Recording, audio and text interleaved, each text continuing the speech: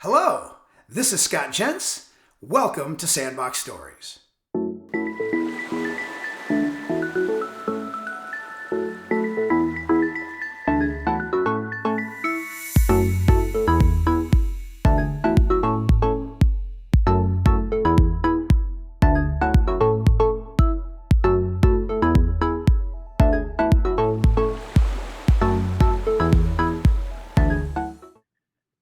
Welcome to the Sandbox Story, which is a multi-doctor interview covering the COVID area management of academic and clinical education at the Illinois College of Optometry and its clinic, the Illinois Eye Institute. Today, we're speaking with Dr. Nora Kuby, who serves as a primary care and ocular disease resident at ICO. Welcome, Dr. Kuby, to our show. Thank you for having me. I'm excited to be here. Well, it's a real pleasure because you bring a very unique perspective to this whole thing. When COVID hit last March, you were finishing your optometric education and you were preparing for graduation and ultimately this residency. So can you give a little look back as to what it was like in that time as an optometry student and what difficulties you might have felt or faced? Yeah, I still can remember the first day, the first week where it happened.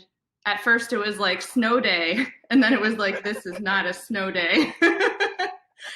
I think we all quickly realized the gravity of the situation, went from hopes of, oh no, do you think they're gonna delay graduation, or to, graduation's definitely canceled, to next year's graduation is probably canceled. And, I think it hit us pretty quickly how much this was gonna change.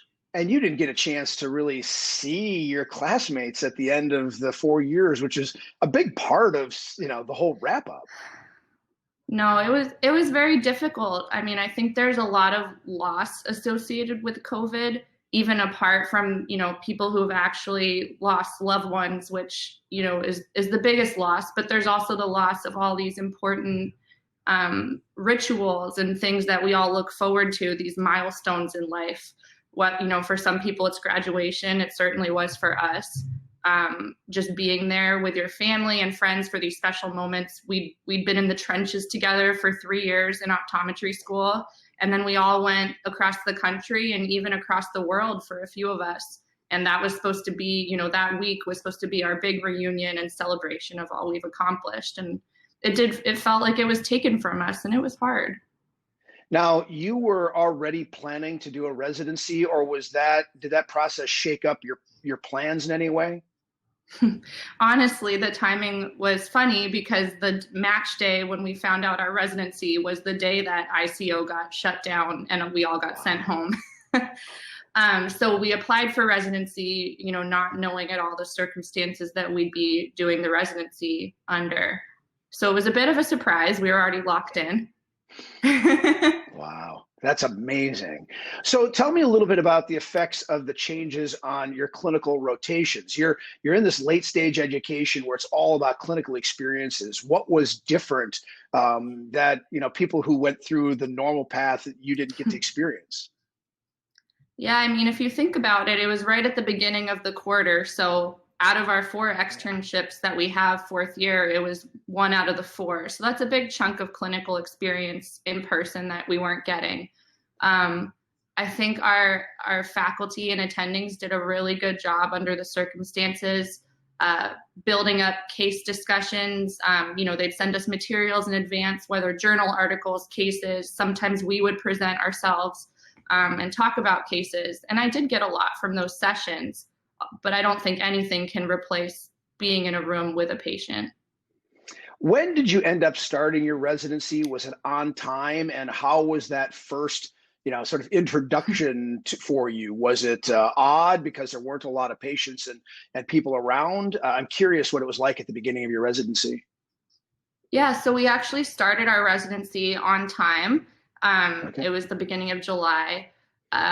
It was definitely a little bit of a shock to the system to go from not seeing any patients until March to seeing, under the circumstances, a decent amount of patients right away in July. It was like, I haven't used a slit lamp for 4 months. Yeah. Let alone getting adjusted to, I'm the doctor now. especially, I think some of the residents like to joke that you initially have this imposter syndrome because you've been a student for so long and looked up to your faculty mentors, and all of a sudden you're kind of one of the faculty. And I think that imposter syndrome was even amplified by the fact that we never got to walk across the stage. Yeah. So there was no moment where you're like, this is happening. So, it was a steep learning curve, and I think we all, took the mantle and took the role on quickly, but it was an adjustment. And the college did a really cautious and appropriate job of bringing students in, quarantining those that traveled. It sounds like that started off pretty well. And then you get into the throes of actually interacting with the new students, those that are advancing into their clinical careers. Did that go without a hitch, or were there challenges to that were special again? Yeah, I mean, I think at first everyone's a little hesitant when you go from quarantining and doing all your remote education to all of a sudden being back in person. But I think everyone, students, faculty, residents, once we got onto campus and saw how thorough all the PPE measures were, the rules with quarantining, the screening questions, when you see how thoroughly, we were shut down for a good maybe month and a half while the administration put together all these policies, and you can tell that they're airtight. So once you're there, you're like, actually, this isn't as scary as I thought it would be. And I'm just happy to be back seeing patients, doing what I love and what I'm here to do. So I think it passes quickly, the shock that you're with people again. Right. I mean, sometimes it's that sort of proverbial getting back on the bike. You just all of a sudden you do it, and you're glad somebody picked you up, dusted you off, and got you ready. So I know that you aren't an integral part of having created something called the CARES team. We've got another speaker that speaks to that specifically, but tell us a little bit about how the Eye Institute has done this triage process and how much of that is still in place today, because I know you're getting back to routine eye exams and general eye services, but at the beginning it was about those who needed the care first. How has that looked from your perspective? Yeah, so initially pretty much all routine primary care exams were canceled. We didn't think anyone needed to risk exposure to get eyeglasses filled. We never shut down urgent care. Our 24-hour urgent care was always open and always manned by the residents. So the batch of residents prior to us was, started during COVID before July. And then we took over. So the residents have been doing that in consultation with our attendings. Students didn't come back till June or July. So they waited the longest to bring students back because, they're the lifeblood of ICO, and I think they wanted to make sure they brought them back in a way that felt really safe for them and comfortable. So as you have worked in this triage process, as your group of residents took over, you've had to work through this process of deciding which case sounds like it needs care now, which one can be put off. It sounds like the TV show MASH that represented the Korean War triage, but it's not quite life and death like that. But there are certain cases of morbidity and mortality you have to be highly contemplative of. How has that looked to you when you saw the patients yourself? Have you done a good job of picking the right ones to examine? Yeah, I think on the whole, you get better at doing that really quickly. I think our first week on call for urgent care, we definitely, would go to campus and see a patient that ended up being dry eye or allergies just because we were a little more cautious right off the bat. But as your ears get more fine-tuned and your questioning techniques get better, you start to tease out what's really going on. And in terms of urgent care, at least, I think we're definitely better at deciding who to see, especially after hours. The Eye Institute is doing primary care again at this time. We're not at full volume, of course, but we've definitely increased it since the beginning of the pandemic. I feel like they've done it to a level that's safe and it doesn't feel rushed. We have plenty of time to clean the rooms in between and be really careful about it. Is there a learning in this that the tradition of somebody calls, they have an urgent issue, we just get them in a slot and bring them in, that might be applicable not only at the Eye Institute, but at primary care practices across the nation, where we think a little differently about how to teach people who do the listening and maybe even looking, whether it's photos or some other information sharing process, that will stick now, that we might tell some people differently about when they need care than we used to? That's a good question. I mean, I haven't had a lot of experience in private practice. I had one externship there, but it usually is, technicians or a front desk staff that's triaging more often as opposed to a doctor. And many of us residents will go on to work in private practices. So I do think there's some things we can bring with us. Yeah. It'll be an education process, working with our future staff, but I definitely feel like I have some pearls to pass on. I do too. And I think there's a real novel learning that can come from those of you who went through this in the schools and colleges, and how those are the rest that really made it up as they went along with various resources at their discretion to read and to learn. A lot of independent practices got through it just fine, but there's some pretty interesting staff training and phone training and triage processes that could come out of this. Let's shift to your view of the students today, because you talked about not really having the curtain drop and this odd process of going from being a student to being a doctor. The educational process, as you see the students going through this, and now you're more of in a teaching role, you probably have a great amount of empathy for the studying and learning they've got. What does their studying and learning look like from your perspective? In terms of their more like didactic studying for the classroom and exams, I feel like they're working as hard as ever.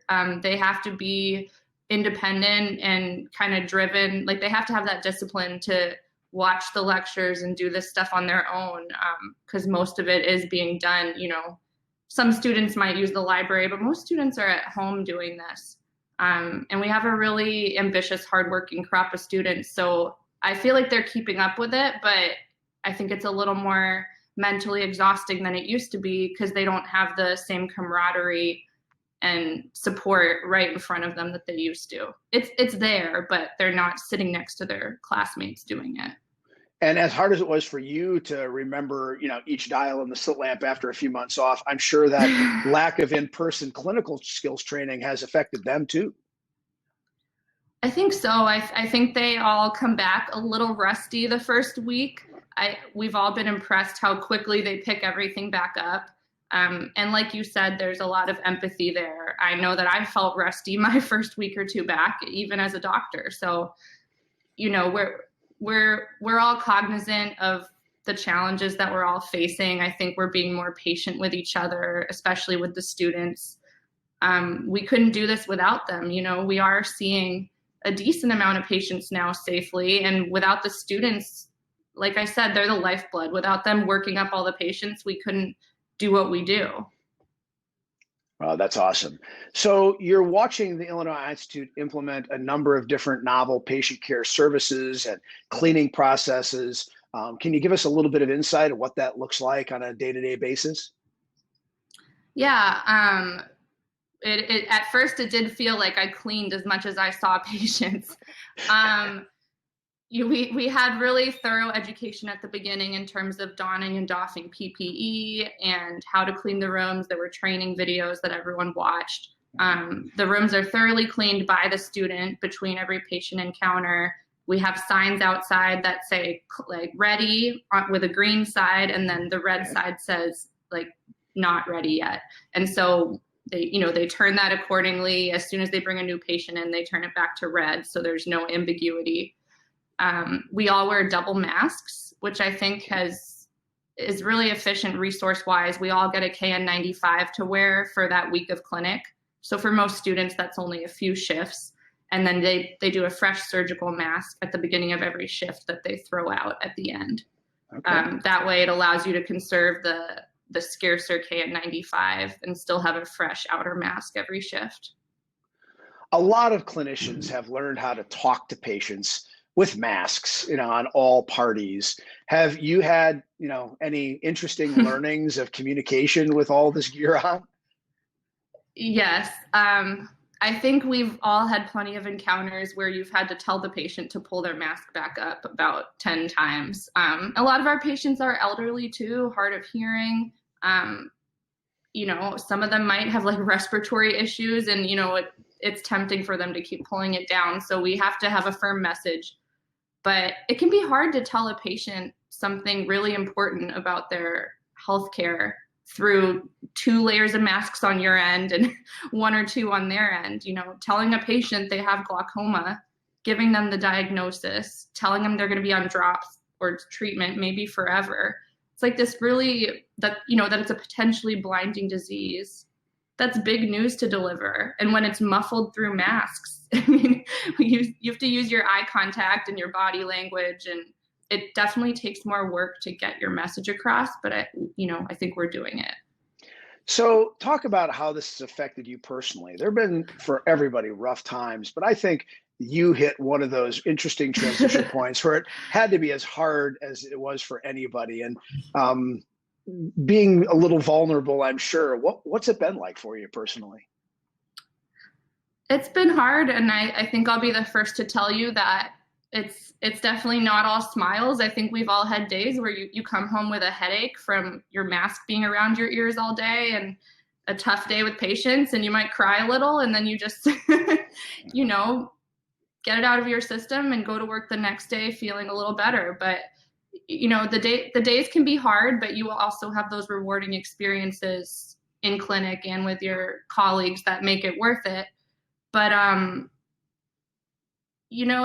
I think one of the things I was looking forward to in residency, besides the clinical training that I'm obviously still getting, is the camaraderie that I would have with my colleagues, my faculty mentors. You go to conferences together, you celebrate your accomplishments, presentations, maybe you go out for drinks after one of the events you do. And now it's a little bit more all work.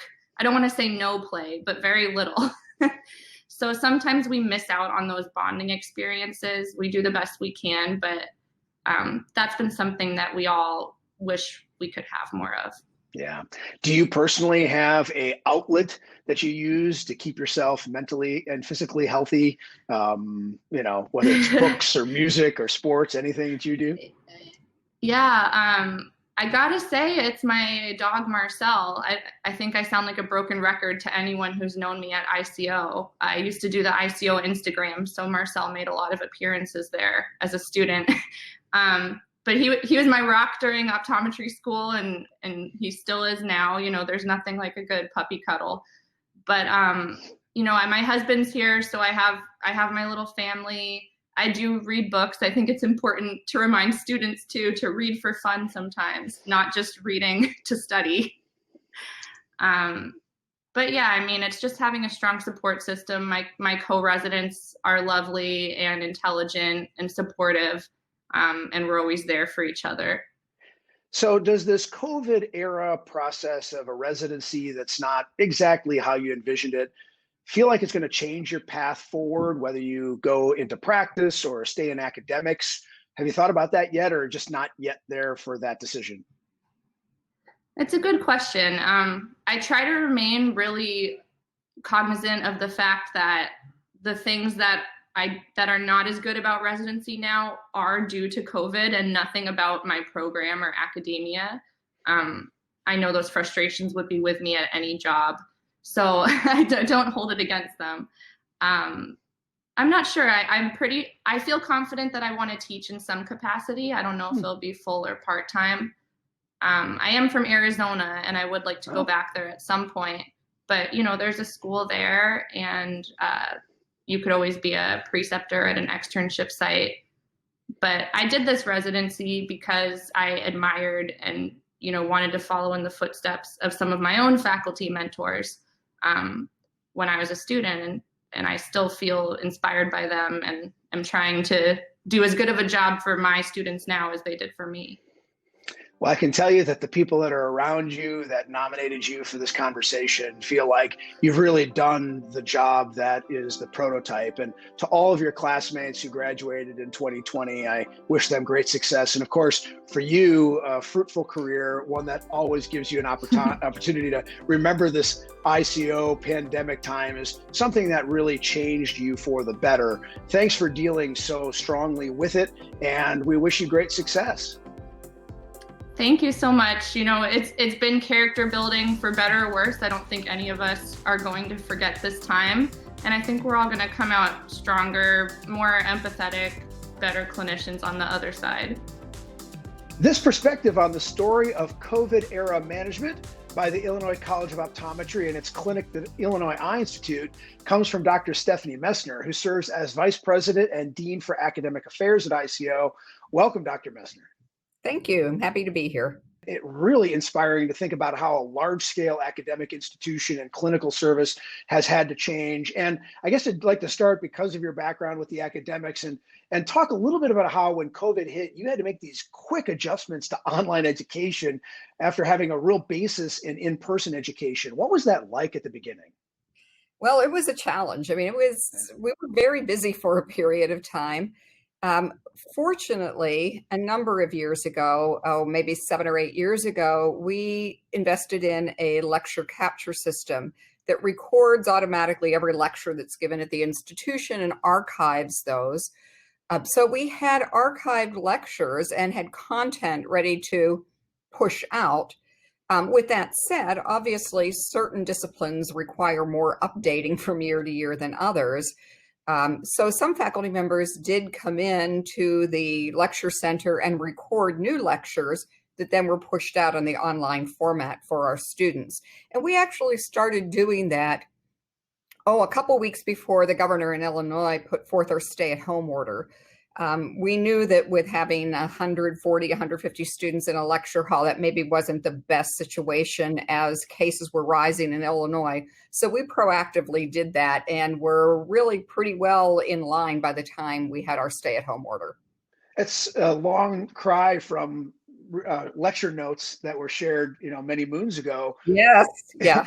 And so are these, is this kind of the new norm then, that recorded lectures are something that students can choose as opposed to a in-person lecture, or tell me about that.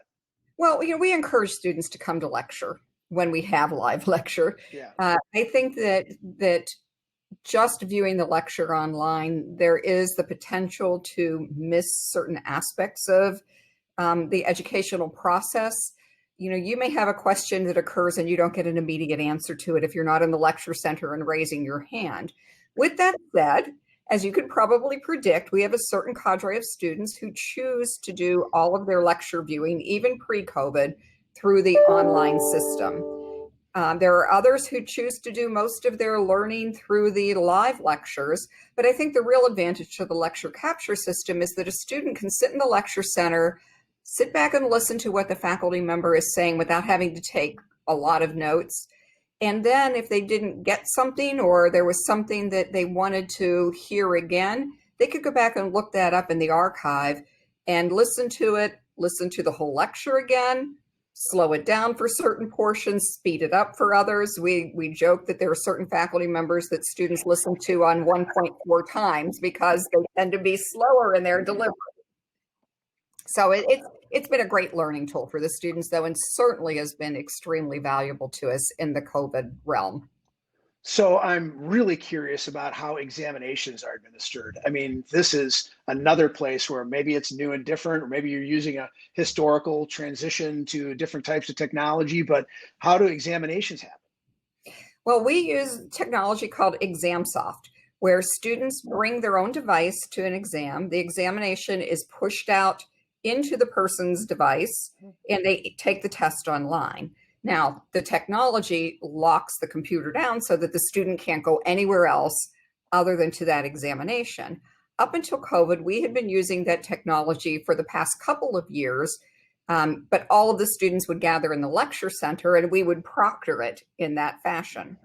When we went into our shutdown and our students left and went home, we couldn't do that any longer. So we made some changes in our testing format, in our test construction, I guess.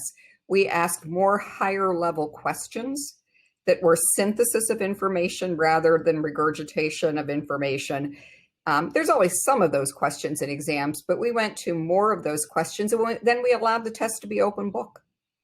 And the technology of the ExamSoft product enables you to scramble questions. So the number 1 question on my exam is maybe the number 7 question on your exam and the number 20 question on somebody else's exam.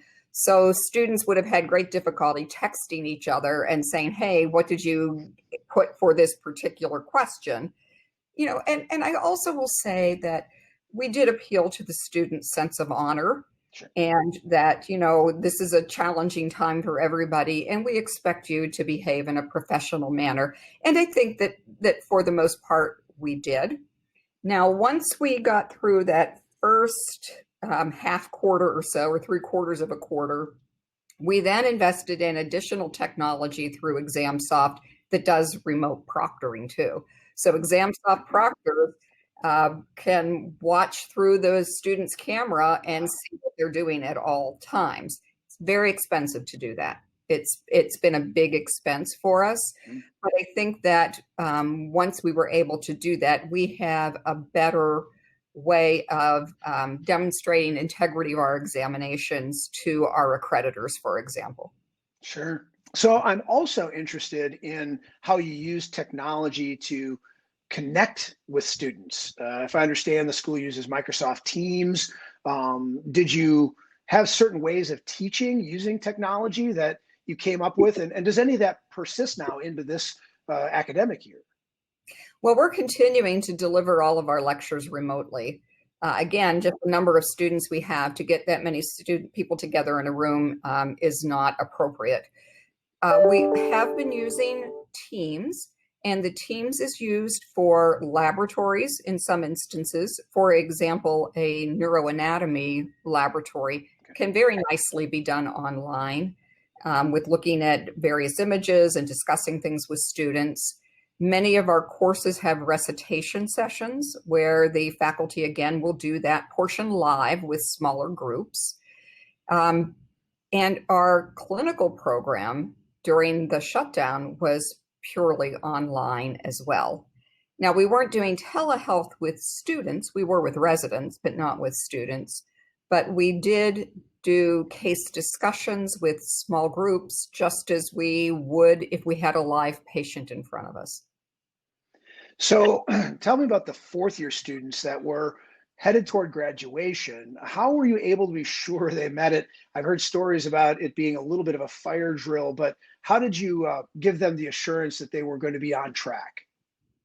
Well, yeah, obviously it was a big concern for our 4th-year students. They wanted to graduate. They wanted to be able to get out into practice. So the first thing I did was I assembled my team and said, we've got to look at our student logs, our students' patient encounter logs, to see where they are with patient encounters at this point in time. And what we found was really pretty interesting. We found that by the time we were going into lockdown, our students in the graduating class of 2020 had already seen the same number of live patients or more on average than our students for the class of 2019. I also had students then in the 4th year do remote clinic, and those were logged as virtual examinations or virtual patient encounters. Faculty still assessed students.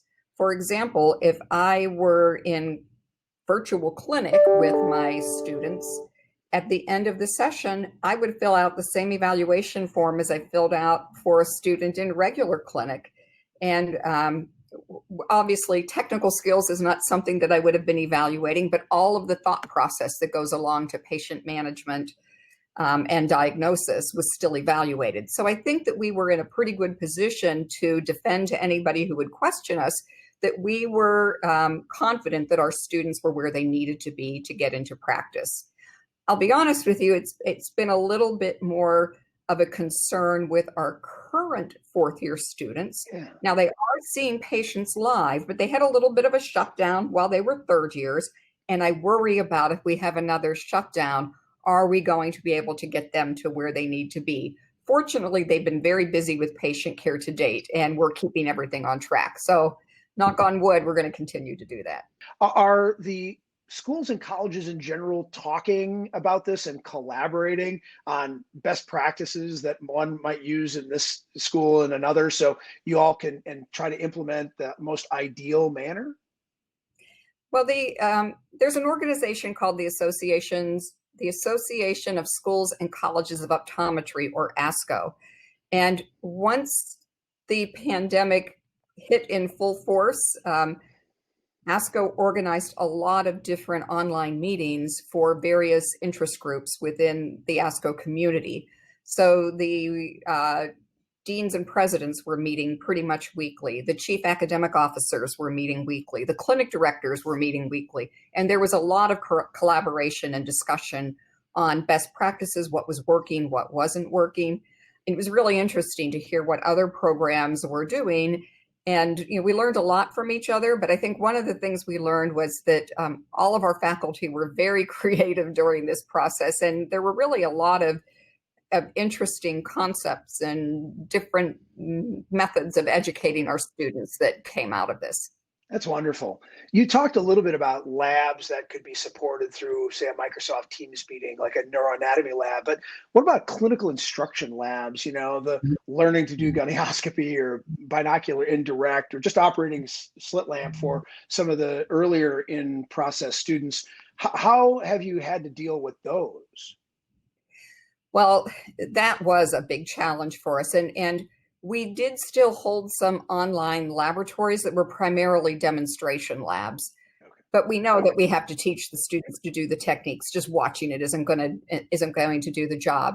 So we planned right from the start that we would be bringing students back early in the summer to complete those laboratories and those skills. So our students who were first years came back in July and completed all of the first year labs in July. Our students who were second years, fortunately, had already learned all of the techniques that they needed to do a comprehensive eye examination. And when they came back, they had to do practicals on that. So we had most of that covered. There were a couple of other labs that we missed out in, clinical-based labs. Our second-year students missed out on a low vision laboratory, so that was done also in return in the summer. Now, for the second-year students, it wasn't really an early return because as third years, they would have been on campus anyhow. But we managed to fit all of that in during that summer period. I was disappointed. The big one, though, is our third-year students have the injections and minor surgical procedures laboratories. So we are now offering that every quarter so that for our students who are on externship, they will take that course when they are on campus. I know everything is virtual, but what have you done to sort of amplify and strengthen the deliverables that you had to run at so quickly in the spring? Well, as I mentioned before, the faculty really have learned a lot about what works well and what doesn't work so well. My biggest concern with the restart this fall was bringing in a new first-year class where the students don't know each other, they don't know the faculty, they don't know ICO. And to make sure we found ways to engage them in the institution. And most courses do have some synchronous learning. So there are opportunities for students and faculty to speak to one another and collaborate in real time. We had a virtual orientation and some live things in orientation in small groups, and our student affairs office did a great job with that. Unfortunately, all of the social events that we normally have didn't happen. We didn't have our white coat ceremony. We didn't have ICO Olympics. But despite all of those things, I'm really proud of the way our first year students have risen to the occasion. They are engaged. They are performing well. It's got to be tough for them. And I'm looking forward to a day, hopefully in the not too distant future, where we can have them back on campus on a full-time basis. They are on campus for laboratories. They are still getting their optometry laboratories and some other labs that are live. And all of our clinical care is live. And we include first-year students in clinical care. They will come in and do a clinical assistant program where they will do some of the skills that they've learned in lab on our patient base, and they will assist the third or fourth year student they're working with some of the skills that they're doing as well. It gives them a great opportunity to see what our patient operations are like, to understand our patient population, and to listen and learn from watching the communication between the student and the patient and the faculty member and the patient. So I guess in conclusion, what kind of COVID era changes to academics, clinical labs and such do you see persisting into the future? Is there some novel way of teaching or training that you think really has legs, even when perhaps a year from now everyone's able to be back in person? Well, I think that one of the things that we're looking to do is to start to engage our students in telehealth. We have a project that we're working on where we may be engaging in some comprehensive exams in telehealth, vision therapy, as well as urgent care. So that's one thing that I think is going to come out of this. The other thing is that I think that we're learning that there are a lot of different ways to push out content to students. It doesn't just have to be the sage on the stage talking at students. It can be putting content online for students to review before they come to class and using class time to solve optics problems or discuss cases or interpret OCTs or do any one of a number of things. So I see more and more of that flipped classroom, if you will, where the content is delivered prior and it's applied during the class then.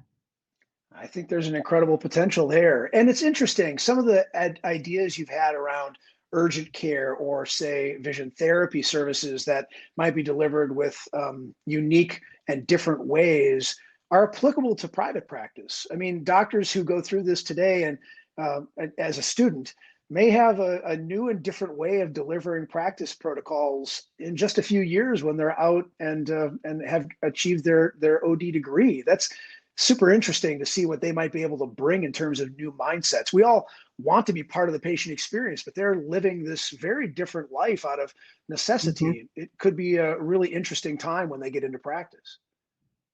I think so. And I think they're going to be able to apply a lot of these lessons into their practices and to see what works and what maybe didn't work as well and move forward from there.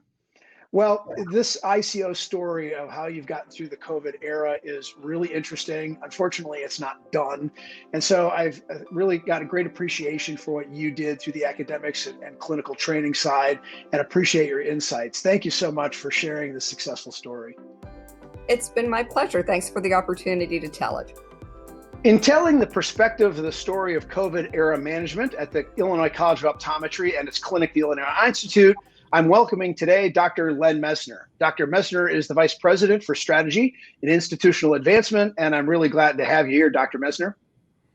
Thanks, Scott. It's a pleasure to be here. Happy holidays and hope you're well. We are here well, and I'm glad to get this perspective from you. When COVID hit last March, what was the most substantial impact on that historical process of patient care that happened at the Institute? Yeah, well, is certainly you're aware, and as all providers are aware, we had to transition into something that was really quite new for all of us. We had been talking about telemedicine, we had been dabbling in telemedicine, and then we had to jump into the pool, into the deep end and figure it out very, very quickly. So on the patient care side, as we have a largely disease-laden population of course, a lot of chronic disease, a lot of vision-threatening disease that needs to be evaluated, followed up upon, so on and so forth. It was really a matter of trying to determine very quickly what would be the best workflow, what would be the best protocol, really having very little little experience in this area. No one did. So Dr. Christina Morettin, Christina did just a fabulous job of putting together our CARES team.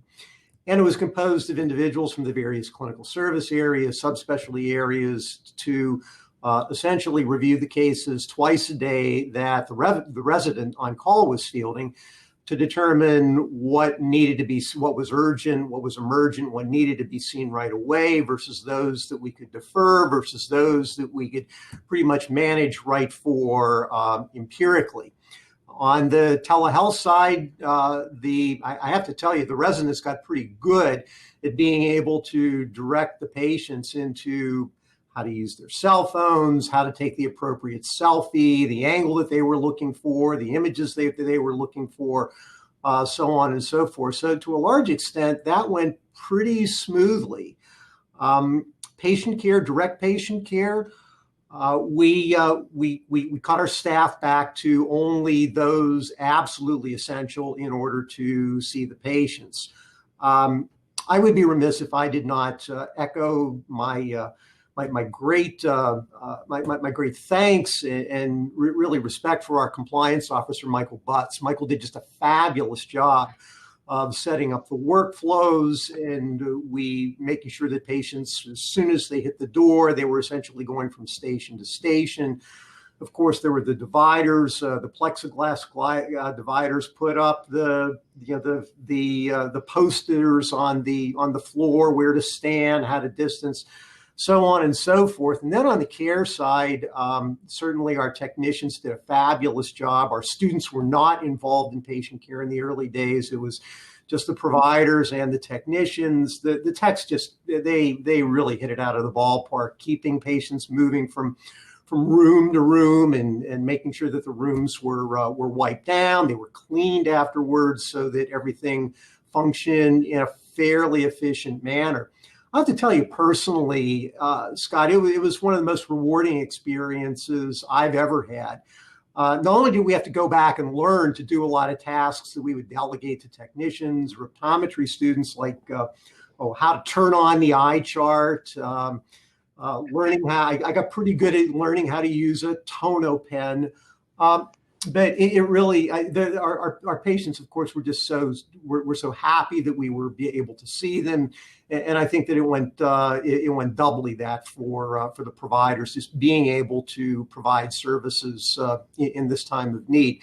And then gradually from there, we shifted into chronic disease management. There was more vision threatening, pure chronic disease, and then ultimately transitioning over to comprehensive eye and vision care. You did a lot of the same kind of things that the independent ECP did in their practice, but on a much larger scale. I want to focus on that technician part. You must have had a series of meetings around what's the cleaning protocol. You had advice from the outside. You were reading, I'm sure, governmental advice, and then where patients go and how they sit and who moves them where. Can you just give a little insight to that? Because I know that the independent ECP sort of did it on their own. They watched a couple of webinars, read a few articles. How did you do it at such a large scale? Well, that's pretty much what we did as well. Not a lot of experience that anyone had to fall back upon. I mentioned Michael Butts earlier. Our chief of staff, Dr. Mike Shiglazian, was just incredible, and in his efforts in really just putting all of this stuff together, from the CDC to the Illinois Department of Public Health, through the Academy of Ophthalmology, the Academy of Optometry, just every bit of information that, as you know, was literally changing on a daily basis. So as we would piece things together, I think you can best phrase it, or I can best phrase it at any rate, as really building upon our previous work. We tried to be very guideline specific. Even though the guidelines were quickly changing. But our thought from the very beginning was the more we follow the guidelines, the better we'll probably be, the less mistakes we'll make, and the less the likelihood of transmission of the virus. What was the PPE experience then, and how much of that has carried through today? What's the PPE experience in today's COVID era delivery of patient care? Yeah, well, of course, early on, everybody was scrambling for PPEs. There was a huge, need, and the supply was rather limited. We were pretty fortunate in being able to essentially find some of the appropriate channels through the state of Illinois, through the governor's office. We were able to get a rather large supply right up front of PPE, particularly as it related to masks and gloves. But then there are the incidental parts that you really just need to create on your own. And our facilities team, in conjunction with our compliance officer, determining, how do you make these dividers? How do you create plexiglass dividers? Where do you put them? How do you mount them? Not a lot of rules and regulations. So again, just going back, relying upon CDC guidelines and our own state of Illinois healthcare guidelines, we pieced it together. And as I said before, really just build on our previous work. How much of it sustains today as patient care delivery is happening? Have you reduced, changed, or are you pretty much in the same state you've been all these 6-7 months? Yeah, nearly 100%. Nearly 100%. The only thing that's changed is the level of care delivery. Initially, of course, we were just seeing emergency and urgent care cases. And then from there, we ramped up. Right now, I would say that we are probably at around 80% of pre-COVID levels.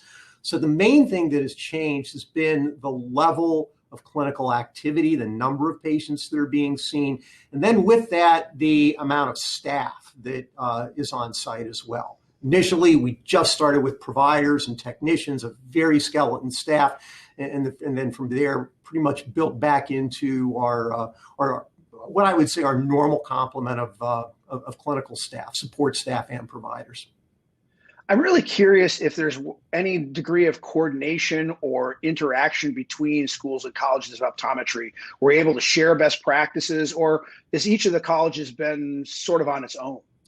No, there of course has been a lot of crosstalk, a lot of sharing of information. I know that, for instance, the clinic administrators group was meeting on a weekly basis to share best practice ideas and compare information as it relates to what are the guidelines.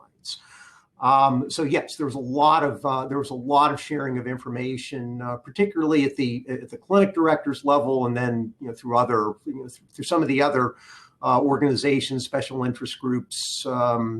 It continues to be quite the challenge.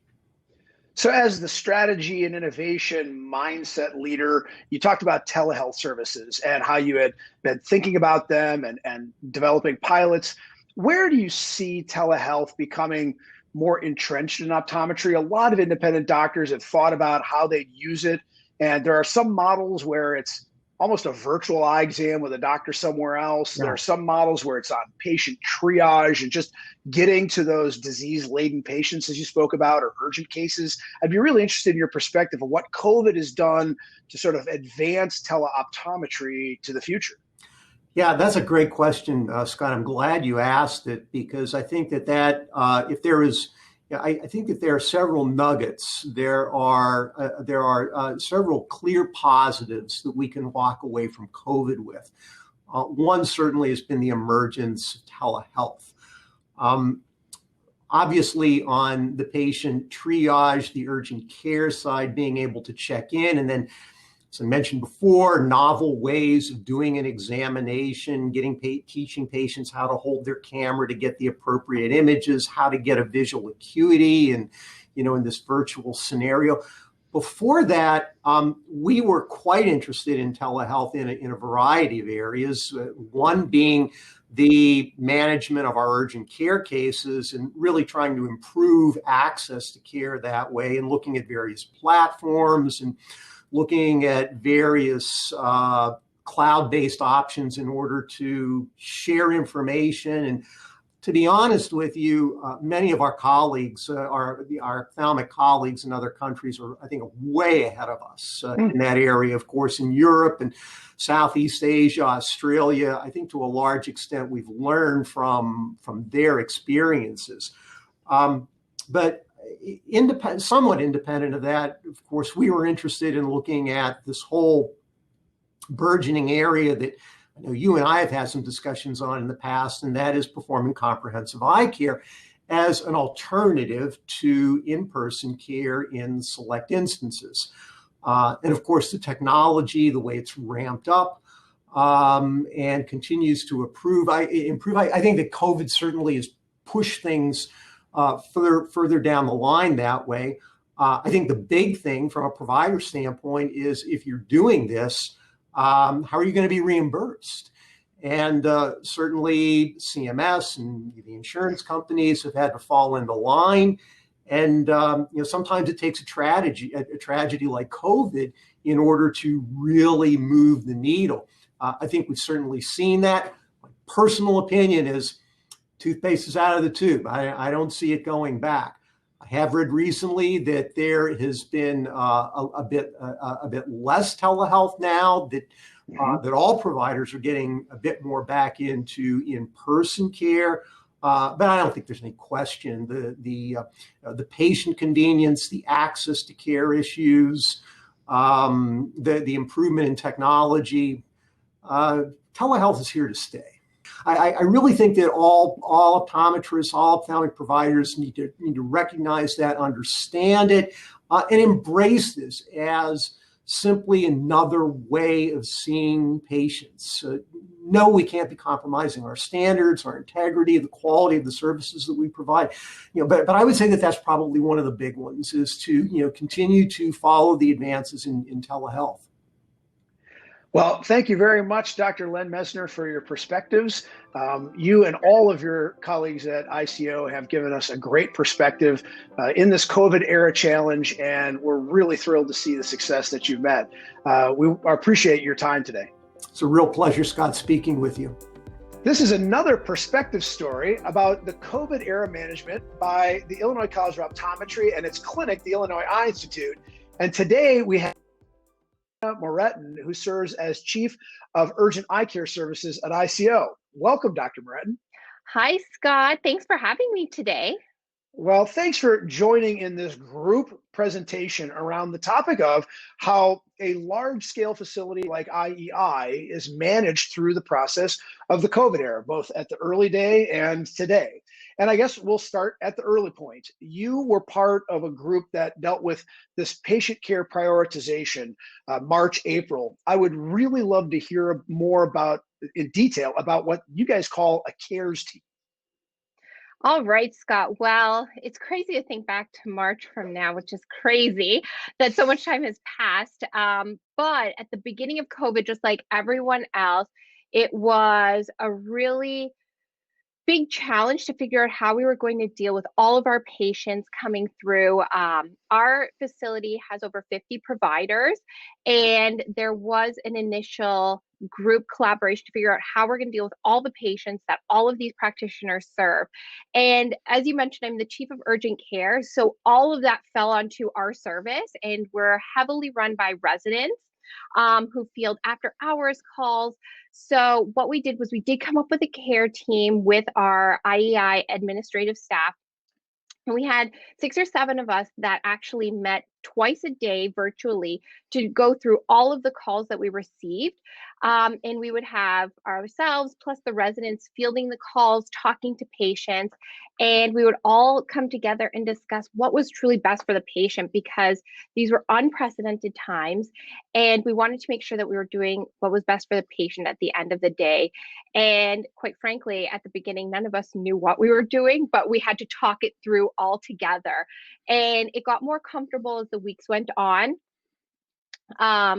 But I found that this meeting that we had twice a day, really collaborating, people of anterior segment, posterior segment, neuro, we were able to really do what was best for the patient and see them if it was really necessary. And as you mentioned, trying to figure out how we could treat some of the more common things virtually. So things even like abrasions, RCEs, hordeola. We had the use of photography, video, chat, etc., and even traditional phone calls. Some of our elderly patients couldn't figure out how to use photos, videos, as most of you can relate to. So we tried to utilize whatever technology we could for the patient. And in some cases, we were able to get great photos, and we would all share and discuss and figure out what was best for this patient.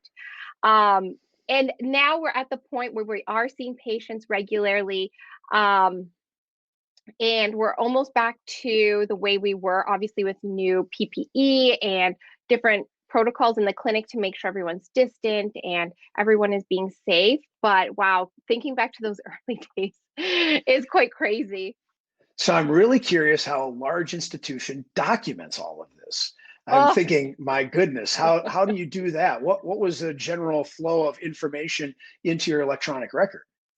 That is a great question. And at the beginning, we thought the same thing. How are we going to do this? Right. But our philosophy is the more documentation, the better, especially when we're in Illinois. And with the advent of COVID, we were able to plow through and get teleoptometry covered under the emergency mandate, which was very new to us because that wasn't what was done previously. And we just documented everything we normally would. We had online VA charts that we could send to patients and document VA, even if it's not, our Snell and visual acuity, at least it was something that we could help with triaging the patient, something to document. We were able to even get patients to do pseudo EOMs. We really tried to be creative, especially when we were able to do video chats. One of the interesting cases that I can remember, we did have a patient that had some subjective diplopia, and it didn't sound serious when we talked to the patient, but we asked for her granddaughter to take her pictures, and we taught her how to take pictures of her EOMs in all positions of gaze. And we could definitely see that there was an abnormality that had to be seen right away. Wow, that's a great idea. Yeah. We tried to document everything we could in a traditional exam, but virtually. That's fantastic. You have a very unique perspective on what we'd call telehealth, teleoptometry service because of the way you set up some of this seat of the pants approach with photographs and video conference calls and that sort of thing with patients. What of that survives into the future? How does urgent care delivered by optometry have opportunity to, of course, get reimbursed for the professional care and not miss anything medical legally and all that, but isn't there a place for it now? What does that look like from your perspective? You have a very special perspective, I think. Yeah, I think there is so much potential in the future to utilize teleoptometry. Now, we haven't quite figured out exactly how to do a lot of things because a lot of the urgent care, quite frankly, the photos, videos, the phone calls, they told us so much about the patient. And it really, I think we had to take a step back and just listen. Listening to the patient was the biggest thing. And I found, and perhaps others felt the same, really those photos and videos gave us the confidence on the mild cases, on how we were managing them and following up and calling and see how they were doing. But on those ones where there was something a little bit more to it, it really also taught us that there is so much value with an in-person exam that we cannot replace with the teleoptometry. So I think there's a need for it with triaging, screening, patients that can't leave home, that are scared to leave home, our elderly patients that can't move, disabled patients. Wow, we can do so much virtually. It's wonderful. Being cognizant of the limitations is obviously the first step, but I want to pull out a couple of words, right? It's on the follow-ups, there might be some value. Oh, yes. Yeah, I've seen an episcleritis patient who's had some recurrences, and she doesn't want to travel. Her family doesn't want to travel.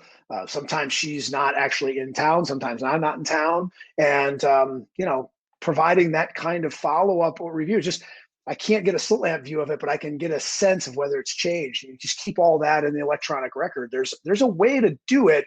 I think that's kind of maybe a thing that's going to happen more in the future. Oh, I agree, Scott. I think that you hit the nail on the head with that one. The follow-up care, especially for routine cases, it alleviates the burden for people coming in if they have a different schedule than yours. And yeah, you can just listen and hear how they're doing, if it's better, worse, the same. And you can document in EHR the photos, the videos as well. And that way, if they have anything that flares up, comes back, you have some sort of reference as well. So the who wants to be a millionaire $1 million question that I'm sure is on the minds of everybody is HIPAA. I know you're not a HIPAA expert per se, none of us are, but this idea of photos and video chats, tell us how you at the at the Illinois Eye Institute dealt with guidance on that and how it applies today to somebody might want to use a telephonic device or a video device. What kind of general barriers do you put on yourselves? Well, when we at first were trying to figure out the best way to do it, that was the very first question. How are we going to keep all of this protected for the patient at the end of the day? And what was so interesting, and I'm sure a lot of the listeners out there have noticed as well, the market just boomed right away. And we had a lot of companies that asked us to demo their products for photography, for videos, etc. So we really got a lot of different tools to try and to use that were HIPAA compliant. Okay. So that's one thing I'd recommend if that's something that a practice wants to implement. There are so many wonderful resources out there. And again, that I don't understand all of it, but I want to make sure for the patient's safety that everything that we do is HIPAA compliant. So the last part of this conversation has to do with how COVID's affected you personally. This has been an interesting era for you and your family. Tell our audience about that and what that was like. So in March of 2020, when all of this started, I was pregnant. And as you can imagine, that was an interesting time to be pregnant. And I had a little baby girl in June this year. Oh, thank you. But it's very interesting being a new parent in the pandemic. So thank goodness our little girl is thriving. She's so sweet, but it's crazy to think that the only life she knows right now is one of a pandemic. So hopefully soon this will be a distant memory, and we have so much great just great stuff ahead of us. But yes, being pregnant in a pandemic and giving birth was definitely interesting. And I had a few people I hadn't really seen in March and in February because I was traveling. So when I came back from maternity leave, some of them were like, I never even saw you pregnant. You had a baby? And I'm like, yep. Drive through. Yep. Well, thank you, Christina. You should be very proud of how you all handled this and never shut down so the patients could access the Illinois Eye Institute. It's a real pleasure to see that success. Congratulations on all that. Thank you so much, Scott. It's been a pleasure talking with you today. All right, thank you. That's our summary with Dr. Christina Morettin. Thank you. This is the perspective story of COVID era management of patient care and academic affairs by the Illinois College of Optometry and its clinic, the Illinois Eye Institute. And today's guest is Dr. Erik Mothersbaugh, who serves as Dean of Student Affairs. Welcome, Dr. Mothersbaugh. Hey, Dr. Jens. Thanks for having me. How are you? I'm great. And it's been really fun to meet you and so many of the folks at the college and learn about how you've gotten through what I keep calling the COVID era. Were you in the Student Affairs office feeling common concerns from students? What was it like in terms of inbound questions from the students? Yeah, it was, I mean, a lot of questions like you would expect, you know, am I going to graduate on time? Am I still meeting the, you know, is the college going to have any accreditation issues, stuff that the academic administration team had to be on top of, definitely. And then on our end, it was also, you know, an uptick in managing the mental health and insecurities and anxiety stuff that came along with the pandemic as well. So really, it didn't necessarily feel like we were doing a lot of different work as far as student support, but that we were, I guess, doing more of it across the board and trying to find creative ways to do it with also being able to deliver. We've got a counseling program, and we shifted that to telemedicine, and we had remote tutoring services taking place. So still, you know, providing the same kind of student support, but finding different ways to do it, basically. I would be really interested in digging just a small bit more on the counseling services. Is that an in-house service that has traditionally been available, and then you shift it to telehealth, or does a service provider provide it? Yeah, so for the last couple of years now, we've contracted with an outside group that occupies a little bit of space inside our building and has done, you know, kind of standard 45 to an hour minute long counseling appointments with students that they schedule privately. So that meant shifting those to video calls, basically, instead of having them in office. But we don't have, you know, a counselor on our staff at the college, but we contract the services out. And I think that also creates a helpful kind of privacy and division of things too, that students are free to take full advantage, knowing that there's not a direct affiliation with the college with the care they're getting. Now, fast forward to today, are those kinds of services being requested from Student Affairs in the late part of 2020 as we've advanced through the COVID era? Yeah, it's probably not, and again, I wouldn't necessarily know the root cause of any student choosing to seek or not seek care necessarily, but we had a pretty robust amount of activity even before the pandemic, and so I think probably the acute, my life's been turned upside down exacerbations of the pandemic, I would imagine, are beginning to subside, but there's still all the regular stuff that comes with the stress of dealing with a graduate program. So it's been there's been no change in our capacity and activity during the shift to virtual. It's still been pretty much every appointment slot being utilized. So students are definitely taking advantage of it, which has been good to see.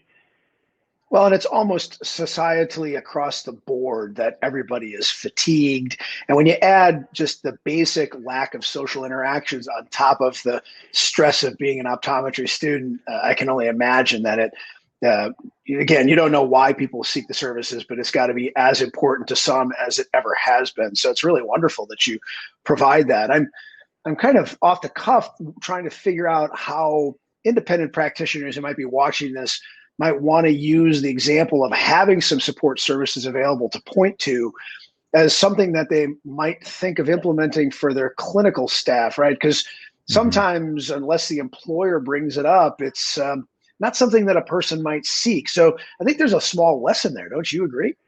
I definitely agree. And I think, honestly, from an employer's perspective, it could be as simple as just doing a dive into what health insurance your team is on, and doing a little bit of that legwork of finding out a list of providers that are covered under the plan. And I think if you make access, even just reminding people of access that they already have to mental health support, can be that helpful kind of subtle nudge to people to tap into it. I think there's that kind of old-fashioned mindset of pick yourself up by your bootstraps, tough it out, and that's often not enough when we're dealing with big real-life stressors. And the pandemic is certainly an example of a global shared experience, but there's a whole lot of individual personal circumstances that a little bit of support to help through is definitely makes a big help. I know it's personally been very helpful to me. I've been seeing a counselor myself on and off for several years now, and it always helps put things in perspective for me. So that's one of the things, interacting with students on a regular basis, that I'm really grateful about, is to seeing the extent to which this new generation of emerging optometrists has destigmatized access to support resources. It's not no longer perceived as a weakness, but rather as an act of bravery or courage to admit that a little help would be a good thing. Well, I'm proud of you personally, and proud of you as a student affairs dean to sort of embrace that and meet them where they are, and to take those steps. Reflect also, I know you aren't directly the overseer of academics. We have other people we talk to about that, but as a student affairs person, those fourth year students were really in a bind. Give us a little sense of how that went, and how are you thinking about this coming year, right? Because we're closing in soon on the end of 2020, and there's going to be another set of considerations. How has your department overseen that end of academic career, both at last year and going forward to this year? Yeah, and on our end, on student affairs, it's a lot of the logistics of planning a commencement ceremony, which we switched to as best as we could scramble together a virtual version last year. I've been working closely with the student leadership in the class that's set to graduate this May to brainstorm through various options that what their spring ceremony might look like, depending on where we are with vaccine status and all of that. So it's about trying to effectively tie a bow on the end of this 4-year journey that they've been on, in a way that's going to be meaningful despite the circumstances, and knowing that typically our graduation ceremony takes place at a large venue where we have somewhere between 2,000 and 3,000 guests, and that's as planned is just not a reality of this era. So it's working with them to try to create something that's going to be meaningful within realistic expectations has been a big part of our work, and it really is like expectation management. I've had to try to communicate more frequently, and with that right balance of empathy, but also clarity, and not false hope and promising things that are unlikely to be able to happen. But certainly the biggest thing has been on the academic side of confirming that we've got the right patient counts, and examinations are all up to date and everything, so that from an accreditation standpoint, we're allowed to authorize a diploma that's meaningful. And then beyond that, it's been student affairs handling a lot of, they're working on that. We know that everybody's tracking and is set to graduate on time, but how do we say farewell in an emotional and meaningful way? Well, let's go to the other end of the academic experience, which is the admissions, the interview process. You oversee much of that. How has that changed? Yeah, that was a big sudden change for sure. Our typical, pre-COVID-19 admissions experience would be students come in for a day, they've been scheduled to interview, they fly in. We intentionally plan our interviews on either a Friday or a Monday to encourage students to either stay and spend the weekend after, or come and spend the weekend before, so they get a chance to check out our awesome city in Chicago and you imagine themselves being there. So we try to tell them, plan it like a 2-3 day experience, and hit up some restaurants, and we connect them with current students as ambassadors to help them kind of feel at home in the community, and then a one-on-one interview with a faculty member and a chance to meet all of our administrative team, talk through financial aid and career development and everything. So we realized quickly that we were not going to be having any more travel and any visitors. So we had to get proficient and creative with video chat platforms to try and create the same thing. And a piece of feedback we get consistently from our current students who have gone through the process and ultimately were admitted and chose ICO to where they want to do their education was that interview day experience of getting to interact with people, not just folks, current students and administrative folks at ICO, but even interacting with the other applicants that are also considering the program as meaningful to them. So we set up our virtual day to have basically a centralized kind of waiting area with mini presentations and some side chat and so on, and then go from there into breakout sessions for the one-on-one interviewing. So we basically followed the playbook that we had for in person and tried to replicate a digital version of it as much as we could. It's that said, what we're talking about doing is trying to convince someone to make a decision for their education for 4 years of time and a significant amount of money, in some cases sight unseen.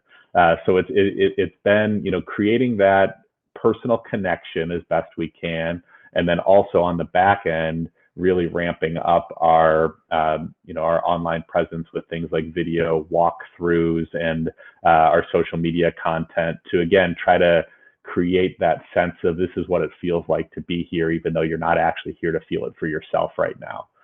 So it's been interesting, and certainly it's admissions in optometry right now is a competitive landscape, even pandemic aside. So it's been interesting.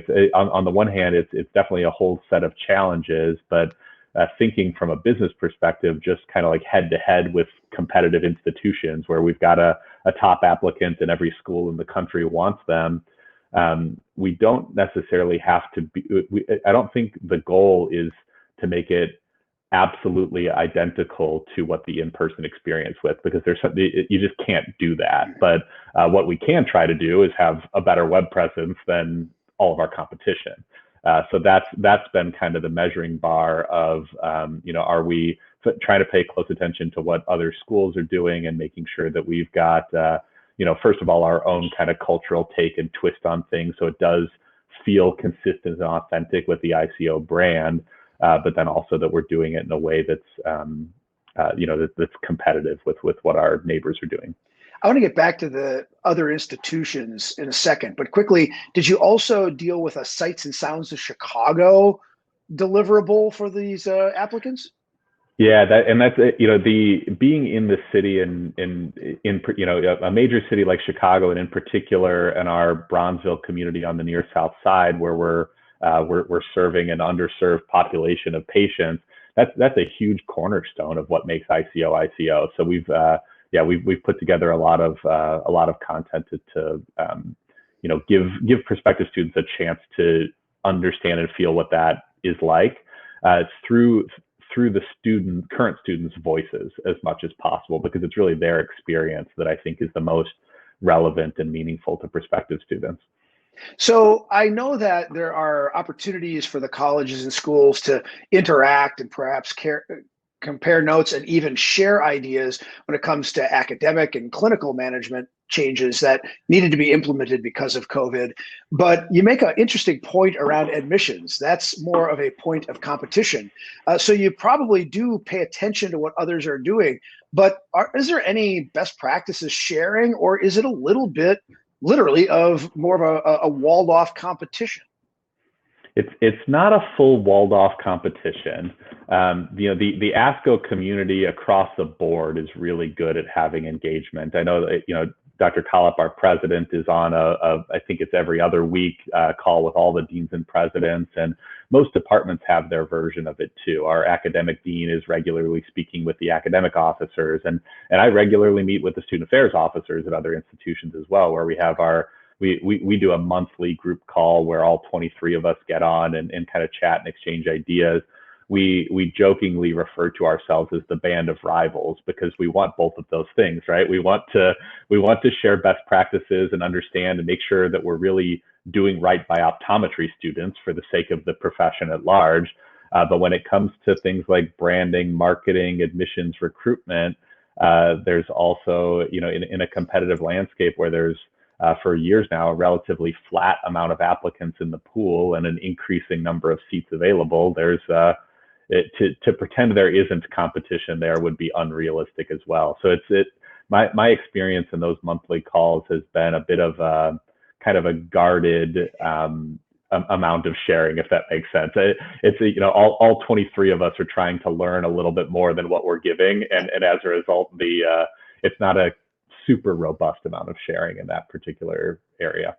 Well, they say that a rising tide should equally lift all boats. And I think in this particular point of view, you want to share enough to know that every one of these institutions has got an ample number of the types of candidates they want, and that nobody comes up short. And particularly at a time where there may be different points of view from college graduates about what they want to do in pursuance of a professional career, you want to make sure that you share enough ideas that we have that ample pool.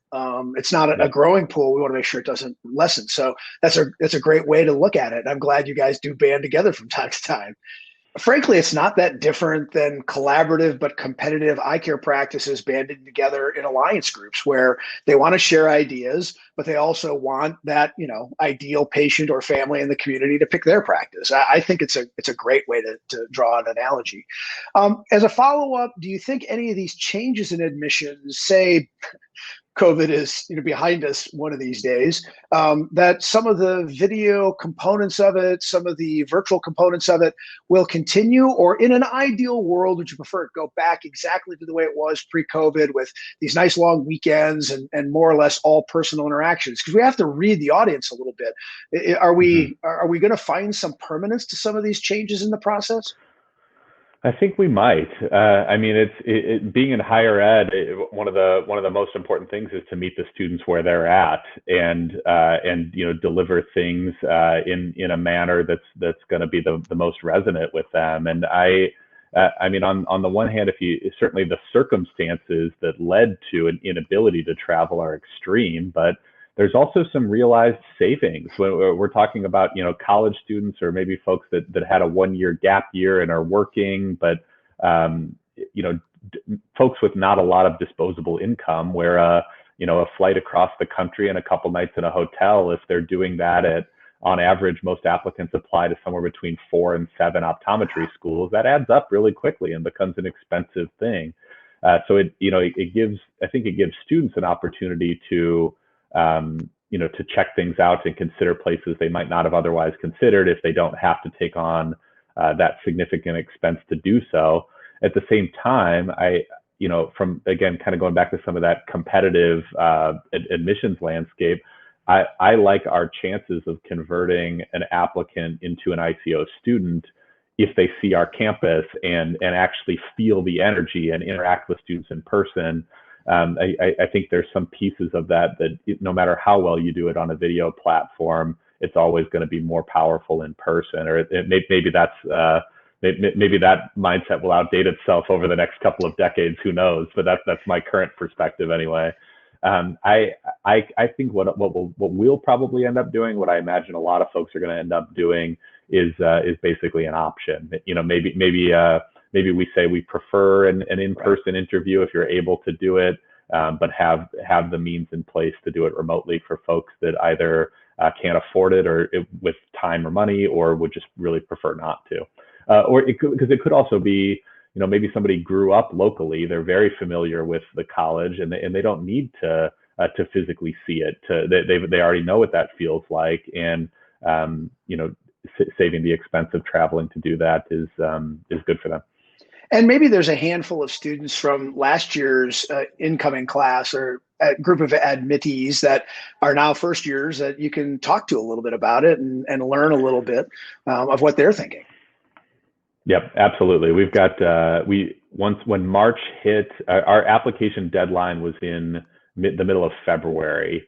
So when the shutdown in March hit, we still had a significant amount of interviews going on. We ended up doing 60 interviews remotely and had done, a couple hundred in person before that. So within the current first year class, we've got a mixture of some folks that had the kind of standard experience and also some that had the new experience. And it's been good. We've already done a pretty good amount of focus grouping and surveying of them to get a feel for it. So we've got some data to operate from moving forward. Are there any additional unique perspectives from a student affairs consideration that we haven't discussed? I think we alluded to it a little bit, but kind of going back to the overall well-being, mental health side of things within, what it is to be a student in optometry school. And I know your audience are primarily optometrists who have been through it. It's hard enough under normal circumstances, but when you add in the stress of the pandemic, it gets much harder, considering that it's less interaction with things being remote from an academic standpoint, but then also not having the social components, the weekends out with classmates, and the organized events that we do with student groups on campus. It has a big impact, and I've been impressed with how creative the students have gotten to recreate some of those social activities in digital spaces as well, with group chats and game nights and all that stuff as well. So it's been, it's been a trying time for everybody, but it's also been really impressive to see how people respond. Well, I'm sure you will concur that this would be an awesome time for practicing optometrists to really talk to their high school and college age students about the strength of academic education, clinical education, and the profession of optometry for a wonderful lifestyle and a wonderful way to participate in the community, wouldn't you? Absolutely. It's certainly, I know this is something you are very involved in and talk about a lot, but there's big changes with technology coming over the course of the 30, 40 year career that recent grads are going to be having. But I think if we've got folks that are willing to embrace those changes and lean into what the future of the profession is going to look like, it's still a really great field to get into for folks that are shadowing in offices and working as techs that are thinking about it. It's definitely a path still worth pursuing. Well, Erik, thank you for sharing these insights. It's really wonderful to hear the success story of how ICO has processed through this COVID era. And we look forward to hopefully getting a catch up in the future with you and your team about all the things that you are able to look back on. But for today, congrats on your successes, and thank you for taking care of these students that are our future of our profession. Thanks so much for having me, Scott. I appreciate it. All right.